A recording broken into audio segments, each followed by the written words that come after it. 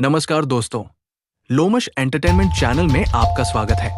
यहाँ हर कहानी में होता है खून, धोखा और साजिश का सच, जिसमें किरदार आम होते हैं पर अंजाम खौफनाक। क्यों होता है जुर्म, कौन बनता है शिकार और कौन छुपा होता है इसके पीछे? हर एपिसोड में हम सच्चाई को सामने लाते हैं। चैनल को सब्सक्राइब जरूर कर लीजिए, जिससे आने वाली कहानी सबसे पहले आप तक पहुंचे। आज मैं आपको मुंबई शहर की एक ऐसी घटना सुनाने जा रहा हूं जिसने पूरी मुंबई को हिलाकर रख दिया था। ये सच्ची घटना है मुंबई शहर के एक इलाके मीरा रोड के गीता आकाशदीप अपार्टमेंट की। इस अपार्टमेंट के 7वें मंजिल पर 4 फ्लैट थे, जिनके नंबर थे 701, 702, 703 और 704। इन फ्लैट के कमरे में जो भी लोग रहते थे वे सब आपस में मिलजुल कर रहते थे, लेकिन एक फ्लैट ऐसा था जिसमें 2 लोग रहते थे जो बाकी लोगों से कोई संबंध नहीं रखते थे। वो फ्लैट था 704। दोस्तों, ये फ्लैट किराए पर लिया गया था। जो शख्स इस फ्लैट में रहता था उसका नाम मनोज साने था, जो इंडस्ट्रियल इंस्टीट्यूट ऑफ टेक्नोलॉजी से डिग्री लिए हुए था, जिसकी उम्र लगभग 56 साल थी। वो एक महिला के साथ रहता था जिसकी उम्र लगभग 34 साल थी। फ्लैट में रहने वाले सभी लोगों को लगता था कि शायद ये दोनों पति पत्नी हैं। किसी को इनके बारे में ज्यादा जानकारी नहीं थी, क्योंकि ये दोनों कभी किसी से कोई संबंध नहीं रखते थे। ये 12 जून सन 2023 की बात है, जब अचानक फ्लैट में रहने वाले लोगों को एक बहुत ही अजीब सी बदबू आनी शुरू हो गई। सबसे ज्यादा बदबू 704 से आ रही थी, और जो पास वाला फ्लैट था यानी 703, वहाँ के रहने वाले लोगों को बदबू बहुत ज्यादा आ रही थी। जब पहले दिन उनको ये बदबू आई तो उन्हें लगा कि शायद कोई चूहा मर गया होगा, और यही सोचकर उन्होंने अपने घर की अच्छी तरह से साफ सफाई की, तो चूहा जैसी कोई चीज नहीं मिली जो बदबू का कारण हो, और ये बदबू लगातार बढ़ती जा रही थी। आखिरकार वो परेशान हो गए और फिर उन्होंने फ्लैट नंबर 702 और 701 के जो पड़ोसी थे उनको जाकर बताया। उनको भी अब बदबू आने लगी थी, और फिर उन्होंने भी अपने घर की तलाशी ली, मगर उनके घर से भी ऐसी कोई चीज नहीं मिली जो बदबू का कारण हो। इसके बाद इन तीनों फ्लैट के लोगों ने मिलकर छत पर जाकर देखा तो वहाँ पर भी ऐसी कोई चीज नहीं दिखाई दी। ये बदबू सिर्फ 7th फ्लोर तक ही सीमित थी। अगला दिन आता है, यानी मंगलवार के दिन बदबू और ज्यादा बढ़ जाती है। उन्हें पता नहीं चल रहा था कि आखिरकार बात क्या है, और जैसे जैसे दिन बढ़ते जा रहे थे बदबू और भी ज्यादा तेज आनी शुरू हो गई। फ्लैट नंबर 703 में रहने वाला सोमेश ये सोचकर कि कहीं कोई बड़ी गड़बड़ न हो, बदबू का पीछा करता है। बदबू सीधी फ्लैट 704 तक उसे लेकर जा रही थी, जहां मनोज साने और उसकी पत्नी सरस्वती रहते थे। सोमेश अपनी माँ से कहता है, मम्मी, ऐसा लग रहा है जैसे अंदर किसी इंसान की लाश सड़ रही है। माँ मजाक में टाल देती है, तू ज्यादा क्राइम शोज देखता है, तेरे दिमाग में हर बात हत्या जैसी लगती है। लेकिन सोमेश को यकीन था कि 704 के अंदर कुछ बहुत गलत चल रहा है। सोमेश 704 के दरवाजे पर जाता है और बेल बजाता है, लेकिन थोड़ी ही देर बाद उसने कुछ ऐसा देखा कि जहां से इतनी बदबू आ रही थी वहां से अब परफ्यूम की खुशबू आने लगी। तो उसको लगा कि अंदर जरूर कोई रूम फ्रेशनर डाल रहा है जिसकी खुशबू बाहर आने लगी है। तो उसे और शक होने लगा, इसका मतलब है कि यहाँ जरूर कुछ ना कुछ छुपाया जा रहा है। थोड़ी देर बाद अंदर से एक शख्स दरवाजा खोलता है। वो उससे कहता है कि देखिए, बहुत तेज बदबू आ रही है, आपको भी आ ही रही होगी। पर मनोज बहुत अजीब तरीके से जवाब देता है, कोई चूहा वगैरह मरा होगा, फिलहाल मुझे मीटिंग के लिए निकलना है, शाम को लौटकर देख लूंगा। उसके चेहरे पर घबराहट और बेचैनी थी जो उसकी बातों से मेल नहीं खा रही थी। सोमेश को पक्का यकीन हो गया कि यहाँ कुछ बड़ा छिपाया जा रहा है। सोमेश अपार्टमेंट के जिम्मेदार लोगों को इसकी खबर देता है। अपार्टमेंट के जिम्मेदार लोग पुलिस को कॉल कर देते हैं। थोड़ी देर बाद पुलिस आ जाती है। पुलिस 7th फ्लोर के फ्लैट नंबर 704 के दरवाजे के पास पहुंचती है तो ताला लगा हुआ होता है। पुलिस को भी बदबू का एहसास होने लगता है। पुलिस को भी लगता है कि कुछ ना कुछ तो गड़बड़ है। पुलिस पड़ोसियों को गवाह बनाकर ताला तोड़ती है। ताला तोड़कर पुलिस और सभी लोग जैसे ही दरवाजा खोलते हैं, अंदर से बहुत तेज बदबू आती है। सभी लोग समझ जाते हैं कि बदबू का सोर्स यही घर है। पुलिस और बाकी के लोग नाक पर रुमाल रख के अंदर जाते हैं। पुलिस ने सबसे पहले फ्रिज खोल के देखा तो कुछ भी नहीं था। बेडरूम में जाकर देखा तो बेडरूम भी पूरी तरह से साफ था। अब पुलिस ढूंढते ढूंढते किचन की तरफ बढ़ती है। उन लोगों ने किचन की हर एक चीजों को खोलकर गौर से देखना शुरू किया। किचन में जमीन पर 2 प्लास्टिक की बाल्टी, और एक टब था। दोनों बाल्टियां में पानी भी था। टब में और उस बाल्टी में कुछ टुकड़े भी थे। पानी का रंग भी कुछ अजीब सा था। सभी लोग सोचने लगते हैं ये टुकड़े किस चीज के हैं। पानी का रंग भी कुछ अलग सा था। फिर उन्होंने और ध्यान से देखा तो एक स्टोव था और स्टोव पर एक तवा रखा हुआ था और इस तवा के साइड में स्टील के 2 चमचे रखे हुए थे। तवे को गौर से देखा तो उसमें मांस के छोटे छोटे टुकड़े थे। दोनों चमचों में भी मांस लगा हुआ था। मांस के टुकड़े इतने ज्यादा छोटे थे कि उनको पहचान पाना मुश्किल था कि किसका मांस है। फिर उन्होंने एक कुकर को देखा, उसके अंदर भी मांस के टुकड़े थे। अब सबको यकीन हो गया कि मामला क्या है। पुलिस वालों फॉरेंसिक टीम को कॉल करके गीता आकाशदीप अपार्टमेंट 704 में आने को कहते हैं। इस दौरान जब पूरे घर की अच्छे से तलाशी ली जाती है तो देखते हैं कि कोने में एक औरत की लंबी सी कटी हुई चोटी फेंकी हुई है। ये देखकर सभी को यकीन हो गया कि किचन में जो मांस के टुकड़े हैं वो किसी औरत के हैं। इस सब से साफ था किसी महिला की बॉडी को काटकर अलग अलग किया गया है। साफ दिखाई दे रहा था कि किसी ने घर को जोर जोर से धोया था, मतलब सबूत मिटाने की कोशिश। कई पुलिस वालों को उल्टी तक हो गई क्योंकि बदबू और दृश्य दोनों बहुत भयानक थे। जब पुलिस अंदर जांच कर रही थी उसी समय मनोज सोसाइटी में वापस आता है। वो देखता है पुलिस की जीप, उसके फ्लैट में जली हुई लाइट। उसे तुरंत समझ आता है कि सारी पोल खुल चुकी है। वो भागने की कोशिश करता है लेकिन सोसाइटी के गार्ड और लोग उसको पकड़ लेते हैं। पुलिस की टीम तुरंत नीचे आकर मनोज को अपने साथ लेकर ऊपर पहुंचती है और जब उसको सारी चीज दिखाई जाती है तो वो घबरा जाता है। इसी बीच पुलिस को दीवार पर व्हाइट बोर्ड टंगा हुआ दिखाई देता है जिस पर मैथ्स के कुछ सवाल लिखे हुए थे। पुलिस उस फ्लैट से सभी सोसाइटी के लोगों को बाहर कर देती है।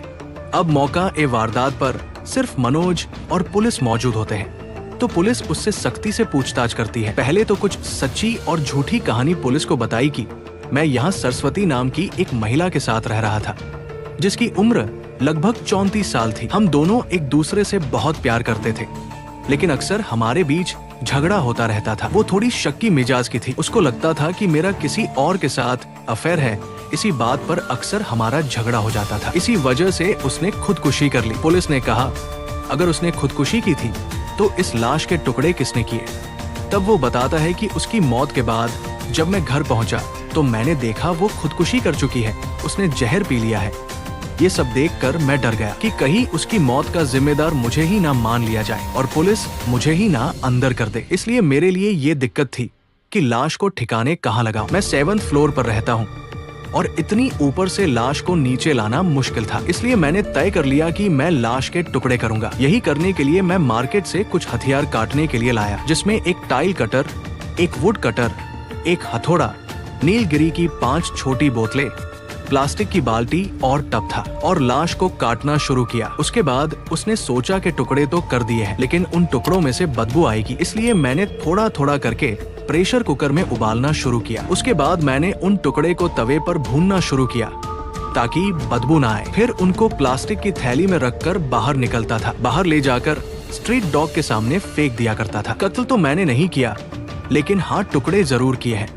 पुलिस को उसकी कहानी पर यकीन नहीं हो रहा था। पुलिस ने उससे लंबी पूछताछ की और कोर्ट में लेकर गए और उसके बाद उसको पुलिस की हिरासत में रखा गया। इसके बाद उससे नए सिरे से पूछताछ शुरू की गई। अब मनोज धीरे धीरे झूठ से थोड़ा थोड़ा बाहर आया और सच बताना शुरू किया। अब वो कुछ और कहानी पुलिस को सुनाता है।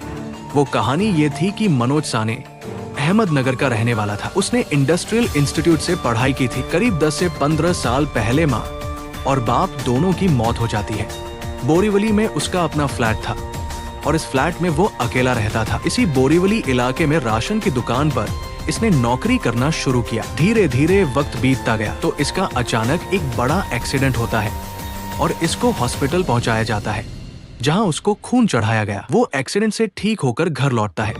कुछ समय बाद वो बीमार पड़ गया। उसने डॉक्टर को दिखाया तो उसके कुछ टेस्ट कराए गए और टेस्ट करने के बाद उसे पता लगा कि मैं HIV पॉजिटिव हूँ। ये शायद उसे एक्सीडेंट के दौरान खून चढ़ाने से हुआ होगा। वो इस चीज की दवा भी खा रहा था। कुछ समय बाद अपने फ्लैट को उसने 35,000 रुपए किराए पर दे दिया और वहाँ से फ्लैट छोड़कर दूसरी जगह यानी मीरा रोड की गीता आकाशदीप अपार्टमेंट के फ्लैट पर 2 कमरे का रूम उसने किराए पर ले लिया जिसका किराया था 10,000 महीना। जब वो राशन की दुकान पर काम करता था सरस्वती नाम की एक लड़की से दोस्ती हो जाती है दोस्ती के बाद प्यार हुआ। ये सन 2008 की बात है।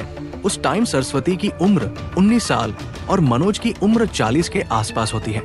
सरस्वती बहुत गरीब परिवार से थी। सरस्वती के माँ बाप अलग रहते थे, उनका तलाक हो चुका था। ये 5 बहनें थी, सभी अपने माँ के साथ ही रहती थी। माँ की मौत के बाद ये 5 लड़कियां अनाथ आश्रम में जाकर रहने लगी। जब मनोज को उससे प्यार हुआ तो मनोज उसको अपने साथ इस किराए के फ्लैट पर ले आया। दोनों एक साथ रहने लगे। कुछ समय बाद दोनों ने गुपचुप तरीके से मंदिर में शादी कर ली। शादी की खबर सिर्फ सरस्वती की बहनों को थी। मनोज का कहना था कि जब सरस्वती अनाथ आश्रम से मुंबई आई तो वो पढ़ना चाहती थी। उसने उस वक्त 10वीं का एग्जाम दिया था, लेकिन वो फेल हो गई थी। तो उसने कहा कि मैं दोबारा से पढ़ूंगी। मनोज क्योंकि अच्छा खासा पढ़ा हुआ था तो उसने मना नहीं किया। उसने कहा कि ठीक है, तुम 10वीं का पेपर दोबारा दे दो। मनोज उसको पढ़ता था, इसलिए उसने घर की दीवार पर बोर्ड लगाया हुआ था। मनोज नौकरी करता था और 35,000 रुपए उसका फ्लैट का किराया आता था, यानी अच्छा खासा वो महीना भर का कमा रहा था। लेकिन जिस राशन की दुकान में वो नौकरी करता था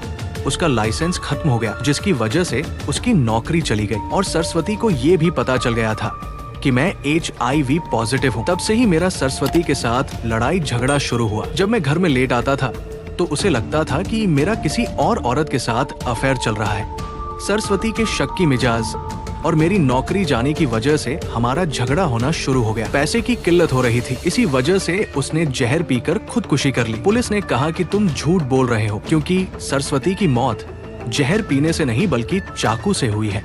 तो उसने दोबारा एक नया स्टेटमेंट दिया, यानी वो सैकड़ों में अपना बयान बदल रहा था। पुलिस को गुमराह करने की कोशिश कर रहा था। मनोज का बस यही कहना था कि जहर खाने से उसकी मौत हुई है, मगर पुलिस को शक था उसकी मौत चाकू लगे से हुई है। चिंता की बात ये थी कि दोनों चीज साबित कैसे करें। सरस्वती की लाश के छोटे छोटे टुकड़े हो चुके थे। इन टुकड़ों को प्रेशर कुकर में उबालना जा चुका था, तवे पर भुना जा चुका था। मनोज ने ऑफ रिकॉर्ड माना कि उसने चाकू से सरस्वती को मारा, लेकिन ऑन रिकॉर्ड बयान में कहा कि उसने खुद जहर पिया था, क्योंकि वो जानता था कानून केवल रिकॉर्डेड स्टेटमेंट को मान्यता देता है। मनोज ने शरीर को इस हद तक नष्ट कर दिया कि मौत कैसे हुई, चाकू लगा या जहर पिया, मारपीट हुई या नहीं, कुछ भी बॉडी से साबित करना लगभग असंभव हो गया था। मनोज अभी जेल में है, केस कोर्ट में चल रहा है और अंतिम फैसला अभी तक नहीं हो पाया है। यही कोर्ट के लिए सबसे बड़ा कठिनाई है। सबूत कम है जबकि शक बहुत बड़ा है। दोस्तों, इस कहानी को सुनाने का मकसद आपको जागरूक करना है। हम सिर्फ आपको एक सच्चाई दिखाना चाहते हैं। अपराधी फिल्में और वेब सीरीज देखकर खुद को चालाक समझ लेते हैं। उन्हें लगता है कि वे पुलिस को धोखा दे देंगे, कानून को चकमा दे देंगे, लेकिन सच्चाई यह है कि कानून की पकड़ धीमी हो सकती है पर कमजोर कभी नहीं होती।